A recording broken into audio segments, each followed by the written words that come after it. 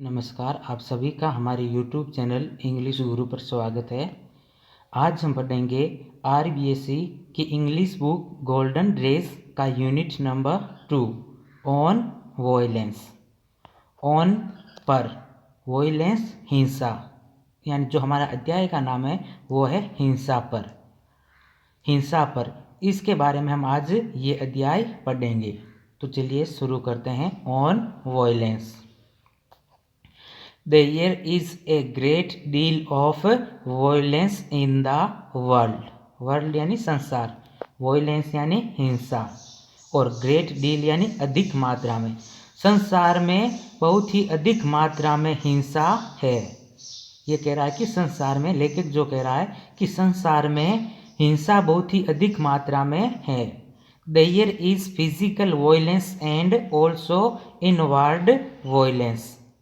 यानी इस संसार में जो हिंसा है वो दो प्रकार की होती है।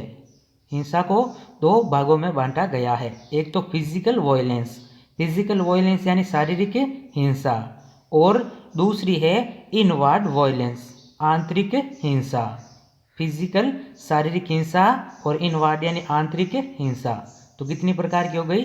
दो प्रकार की, फिजिकल एंड इनवर्ड, शारीरिक और आंतरिक हिंसा।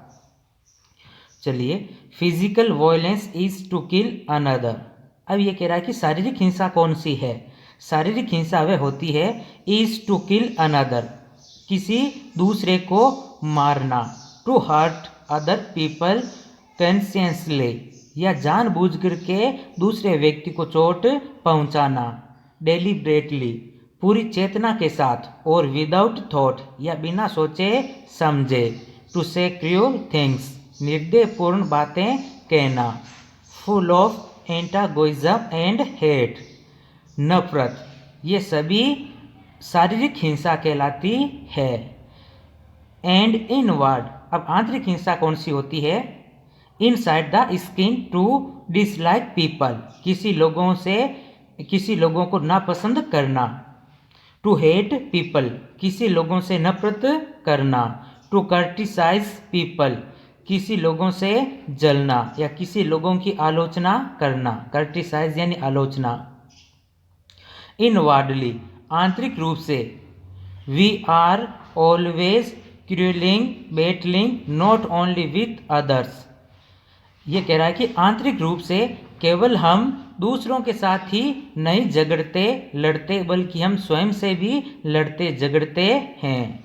ये नहीं कि केवल हम दूसरे लोगों के साथ ही लड़ते हैं या दूसरे लोगों से ही हम नफरत करते हैं।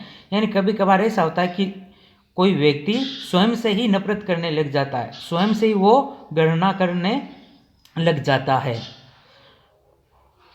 टू क्रिटिसाइज पीपल, किसी लोगों की आलोचना करना। बट विथ आवर सेल्व्स, बल्कि वह स्वयं के साथ भी लड़ता है। We want people to change, हम लोगों को बदलने का प्रयास करते हैं या हम लोगों को बदलने की चाहत रखते हैं। We want to force them to our way of thinking, और हम ये चाहते हैं कि लोग भी हमारी तरह सोचे। ये कह रहा है कि अधिकतर ऐसे भी लोग होते हैं जो ये सोचते हैं कि अन्य लोग भी जैसा हम सोचते हैं वैसा ही वो सोचें, यानी जिस प्रकार से हम हैं सब हमारी तरह से ही व्यवहार करें। अधिकतर लोगों की ये सोच होती है। चलिए, second paragraph. In the world, इस संसार में, एज वी ग्रो अप, जब हम बड़े होंगे। अब ये कह रहा है कि इस संसार में जब आप बड़े होंगे। We see a great deal of violence, तो हम हिंसा की अधिक मात्रा को देखेंगे। यानी संसार में जैसे जैसे हम बड़े होते जाएंगे, संसार में जो हिंसा है उस हिंसा के प्रत्येक स्तर को हम देखेंगे। At all levels of human axis, मानवता के प्रत्येक स्तर पर। यह कह रहा है कि मानव के साथ में, यानी प्रत्येक स्तर पर यह हिंसा होती है। द अल्टीमेट वॉयलेंस इज वार, अंतिम हिंसा युद्ध है। अब ये कह रहा है कि जो सबसे बड़ी जो हिंसा होती है वो युद्ध होती है। द किलिंग फॉर आइडियाज, विचारों के लिए मारना। For so called religion principle, जिसे एक धार्मिक सिद्धांत कहा जाता है। यानी हम धार्मिक सिद्धांतों के लिए क्या करते हैं, दूसरों के विचारों को हम समाप्त कर देते हैं। फॉर नेशनलिटीज, नेशनलिटीज यानी राष्ट्रीयता, या फिर राष्ट्रीयता के नाम पर एक देश दूसरे देश से नफरत करता है या एक देश दूसरे देश के साथ लड़ता है, तो ये भी क्या हो गई, violence. The killing to preserve a little piece of land, preserve यानी बनाए रखना, लिटिल पीस यानी छोटा सा टुकड़ा, लैंड यानी जमीन, और जमीन के एक छोटे से टुकड़े को अपने पास बनाए रखने के लिए वो किसी की हत्या कर सकता है। टू डू दैट, और वो ऐसा करेगा। मैन विल किल, और वह हो सकता है कि किसी इंसान को मार भी सकता है। Destroy man and also be killed himself, और वह उसको समाप्त करेगा और वह स्वयं भी मारा जा सकता है।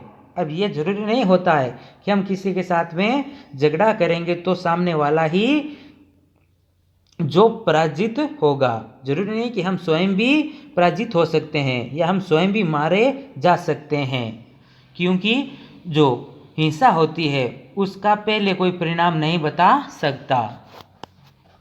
There is enormous violence in the world, संसार में विस्तृत हिंसा है। The rich wanting to keep people poor, wanting यानी प्रतीक्षा, और कीप यानी रखना या बनाए रखना, और पुअर यानी गरीब, और रिच यानी अमीर। अमीर व्यक्ति गरीब को गरीब बनाए रखने की प्रतीक्षा में, and poor wanting to get rich, और गरीब व्यक्ति अमीर बनने की प्रक्रिया में, and in this process hating the rich, इस प्रक्रिया में वो अमीरों से नफरत करने लग जाते हैं। अमीर व्यक्ति ये सोचते हैं कि गरीब जो गरीब ही बना रहे, और जो गरीब होते हैं वो ये सोचते हैं कि हम भी अमीर बन जाए। तो इस प्रक्रिया में गरीब अमीर बनने की चाहत में और अमीर गरीब को गरीब ही बनाए रखने की चाहत में क्या होता है, जो गरीब व्यक्ति होते हैं वो अमीर से नफरत करने लग जाते हैं। एंड यू, और तुम भी, being catch in society are also going to contribute to this, और तुम भी, सोसाइटी यानी समाज, और कैच यानी जकड़े जाओगे, और तुम भी इस समाज में जकड़े जाओगे। Are also going to contribute to this, और तुम भी अपना इसमें योगदान दोगे।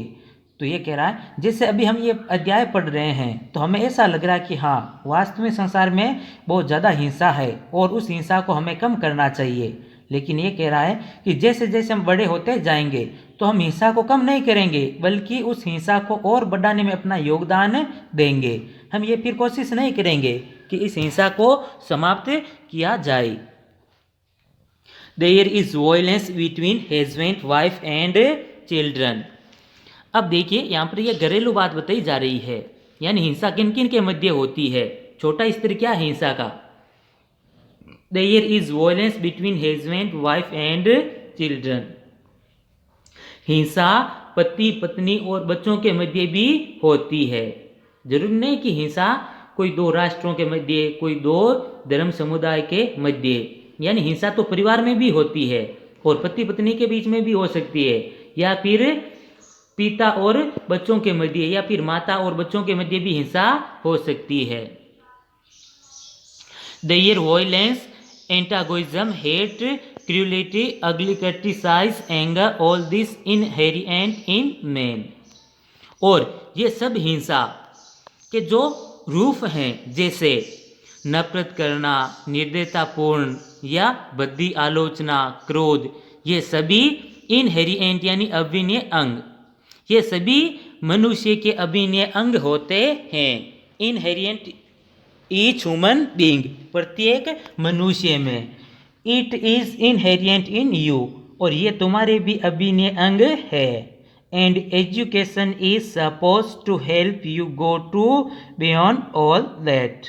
एजुकेशन यानी शिक्षा, सपोज, और केवल शिक्षा ही जो तुम्हें इसे दूर ले जाने में सहायता कर सकती है। हेल्प यानी सहायता। अब ये कह रहा है कि इस हिंसा से अगर हमें दूर जाना है, इस हिंसा को यदि अगर हमें कम करना है, तो केवल वो काम एजुकेशन यानी शिक्षा ही कर सकती है। Not merely to pass an examination and get a job. अब ये देखो कह रहा है कि शिक्षा का वास्तविक मतलब क्या होता है। नॉट मेरली टू पास, पास यानी उत्तीर्ण, एग्जामिनेशन यानी परीक्षाएं।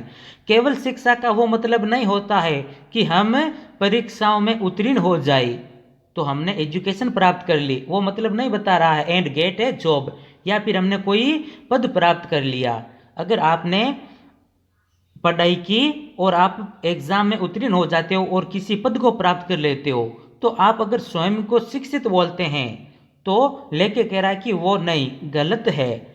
वास्तविक शिक्षित व्यक्ति वो नहीं होता है। You have to be educate so that you became a really beautiful healthy sense rational human being. तुम्हें शिक्षित बनना होगा ताकि तुम वास्तविक सुंदर स्वस्थ विवेकी और एक समझदार ह्यूमन बीइंग मनुष्य बन सको। यानी वास्तविक व्यक्ति कौन होता है? जो समाज में अपना थोड़ा योगदान दे, समाज को आगे बढ़ाए और इस हिंसा को कम करें। वास्तव में वो व्यक्ति कहलाता है शिक्षित व्यक्ति, एजुकेटेड मैन।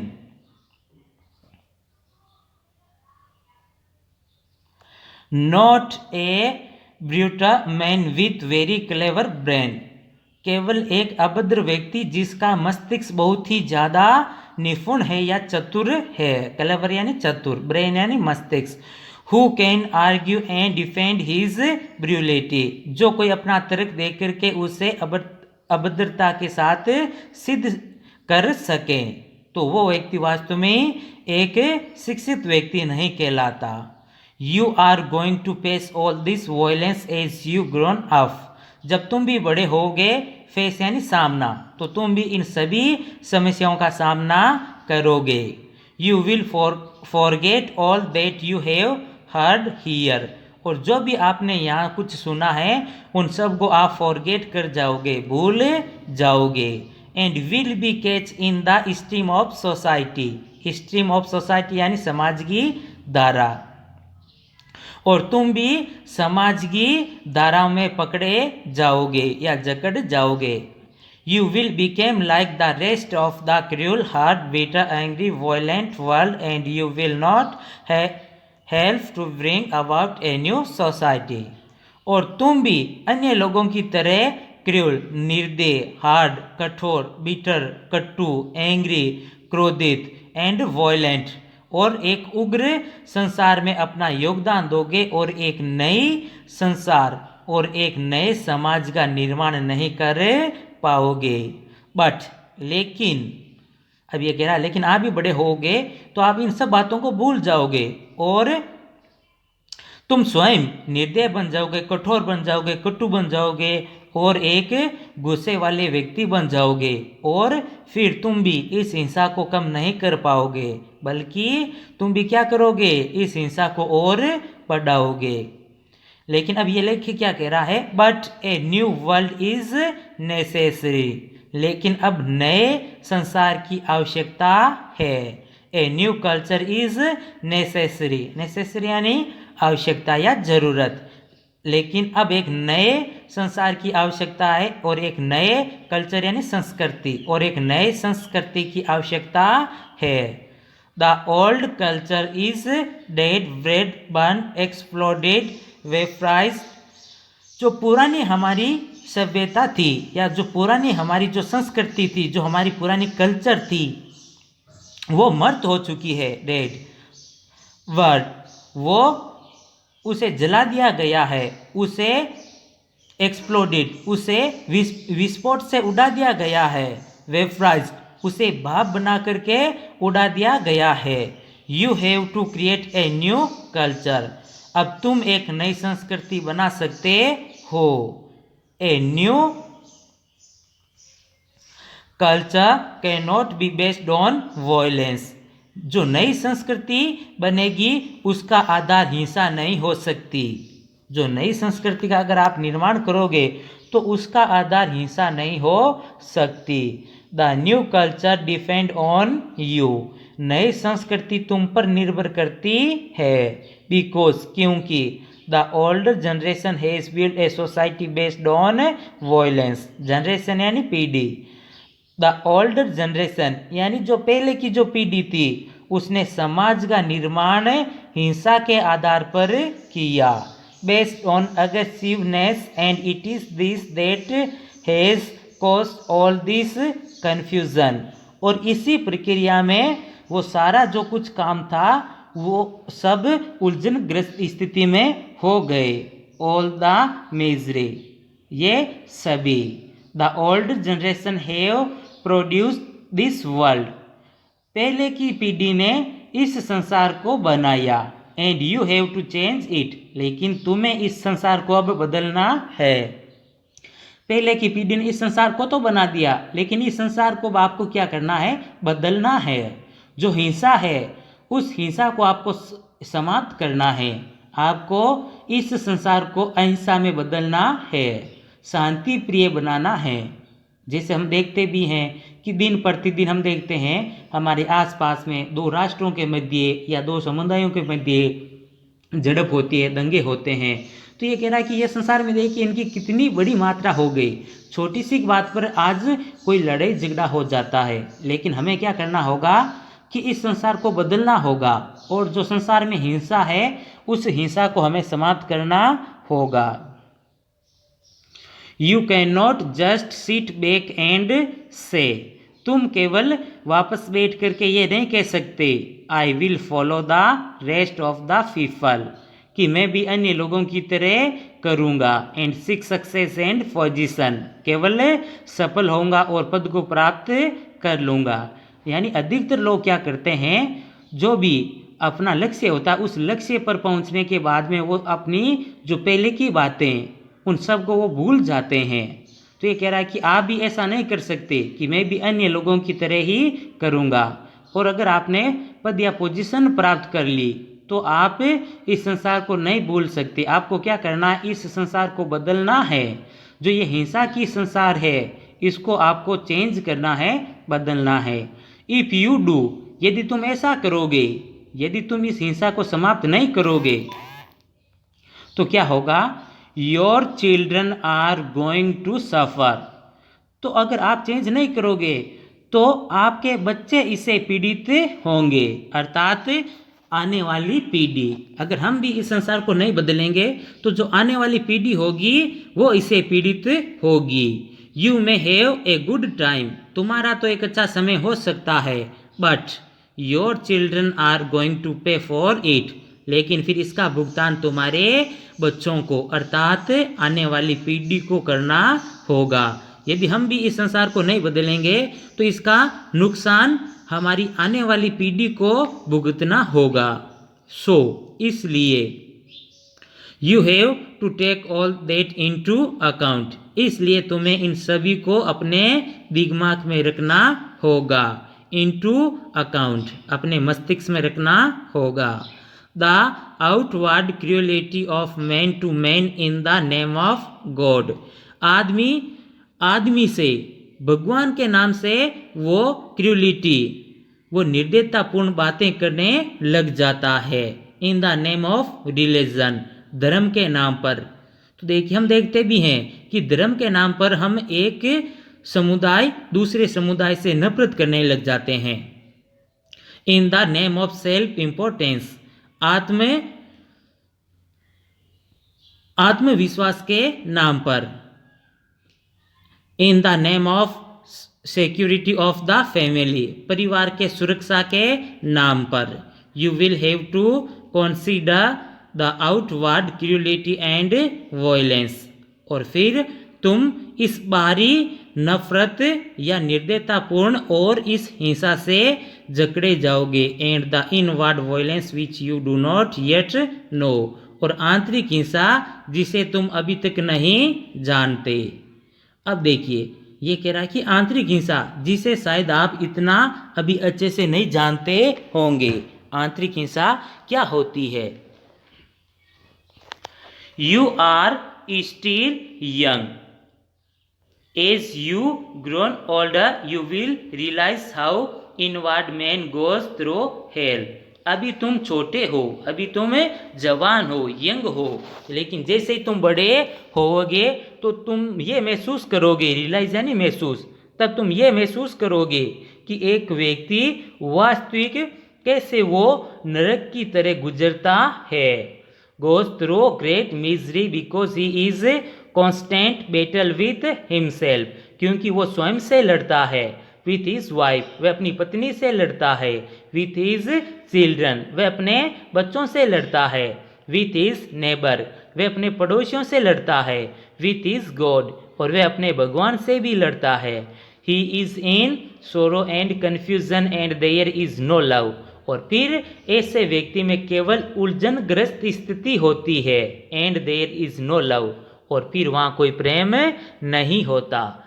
तो ये कह रहा है कि कोई भी व्यक्ति जो अत्यधिक ज़्यादा लड़ता झगड़ता है तो उसके अंदर फिर प्रेम भाव कोई भी नहीं रहता, नो इफेक्शन, कोई उसमें स्नेह नहीं रहता, काइंडलीनेस, उसमें किसी भी प्रकार की कोई दयालुता नहीं रहती, नो कॉन्सिडरेशन, उसमें कोई उदारता नहीं रहती, he is really worse than an animal, और वह वास्तव में एक जानवर से भी बुरा हो जाता है, बिकॉज, क्योंकि, he contributes to world that is destructive, क्योंकि वो एक विनाशकारी संसार में कंट्रीब्यूट यानी योगदान देता है।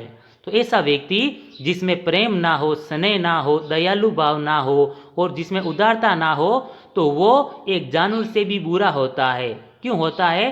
क्योंकि वो एक विनाशकारी संसार में अपना योगदान देता है।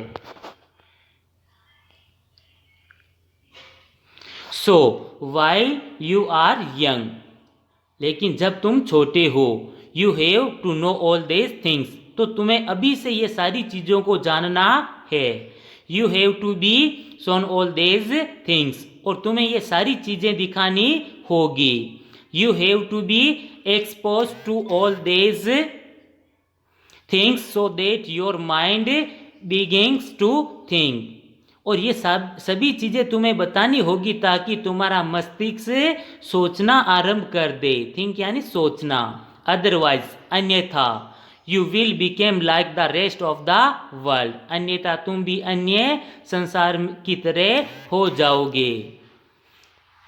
एंड विदाउट लव, और बिना प्रेम, विदाउट इफेक्शन, और बिना स्नेह, विदाउट चैरिटी, बिना उदारता के, and generosity, life became a terrible business, जीवन एक भयानक हो जाता है। That is why one has to look into all this problem of violence, तब कोई भी इस हिंसा की समस्याओं के बारे में कब या कौन देखेगा? नो टू अंडरस्टैंड, कौन इसे समझेगा? Violence is to be really ignorant, जिसकी उपेक्षा कर दी गई, is to be without intelligence and without culture, जो बिना बुद्धि और जो बिना संस्कृति की है। Life is some things enormous, जीवन बड़ा है, and merely to out a little hole for oneself and remain in that little hole, जीवन बड़ा है लेकिन हमें एक छोटे से छेद में अपने आप को रखना है और उस छोटे से छेद में ही हमें अपना जीवन यापन करना है। Fighting of everybody is no to live, प्रत्येक के साथ झगड़ना जीवन नहीं होता। It is up to you, और ये तुम पर निर्भर करता है। फ्रॉम नाउ ऑन यू, अब से। You have to known about all this things, तुम्हें अभी से इन सभी चीज़ों को जानना होगा। You have to choose deliberately to go the way of violence और to stand up against society, और तुम्हें वो मार्ग चुनना होगा। चूज यानी चुनना, तुम्हें वो मार्ग चुनना होगा जो हिंसा के खिलाफ खड़ा हो और जो इस समाज के खिलाफ खड़ा हो। उस मार्ग पर आपको चलना होगा अगर संसार को बदलना है, यानी आपको संसार के खिलाफ या समाज के खिलाफ खड़ा होकर के आवाज़ उठानी होगी। यदि आप चाहते हो कि इस संसार में हिंसा को कम करना है तो B free, live happily, joyously without any antagonism, without any hate। स्वतंत्र रूप से, प्रसन्नतापूर्वक और आनंदित के साथ, और बिना किसी नफरत और बिना किसी शत्रुता के भाव के साथ। Then life became some things quite different. तब जीवन का वास्तविक कुछ मतलब होता है। Then life has a meaning. तब जीवन का कुछ वास्तविक अर्थ होता है। Is full of joy and clarity. तब पूरा जीवन आनंदित और सुखप्रद होता है। When you wake up this morning, जब तुम सुबह उठोगे, did you look out of the window, क्या तुमने खिड़की के बाहर देखा? You would have seen those hills became saffron, क्या तुमने उन पहाड़ियों को देखा जो सेफ्रॉन यानी जो केसरिया रंग में रंग चुकी थी। As the sun rose against that lonely blue sky, जब सूरज नीले आकाश की तरफ ऊपर उठा। And as the bird began to sing, और जब पक्षी गाने लगे। The early morning cuckoo cawed, और प्रातःकाल सुबह जब कोयल कूकने लगी। There was a deep silence all around, तब चारों ओर एक गहरी शांति होती। A sense of great beauty of loneliness, तब बहुत ही सुंदरता और एकांत में। And if one is not aware of all that, और अगर कोई भी इसके बारे में नहीं जानता, one might just as well be dead, तो वो एक मृत व्यक्ति की तरह है। But only a very few people are aware, लेकिन बहुत ही कम लोग जागरूक हैं या बहुत ही कम लोग जानते हैं। You can be aware of it only when your mind and heart are open, और तुम भी केवल तब जान सकते हो जब तुम्हारा मस्तिष्क और हृदय खुला होगा। When you are not frightened, और जब तुम बिल्कुल भयभीत नहीं होगे। When you are no longer violent, और जब तुम्हारे अंदर कोई हिंसा नहीं होगी। Then there is joy, तब केवल वहाँ प्रसन्नता होगी। There is an extraordinary glimpse of which very few people know, और तब एक असाधारण प्रकार की खुशी होगी जिसे बहुत ही कम लोग जानते हैं। And it is part of education, और ये केवल एक शिक्षा का ही भाग है। To bring about that state in the human mind, जो केवल मानव मस्तिष्क में ला सकती है। तो ये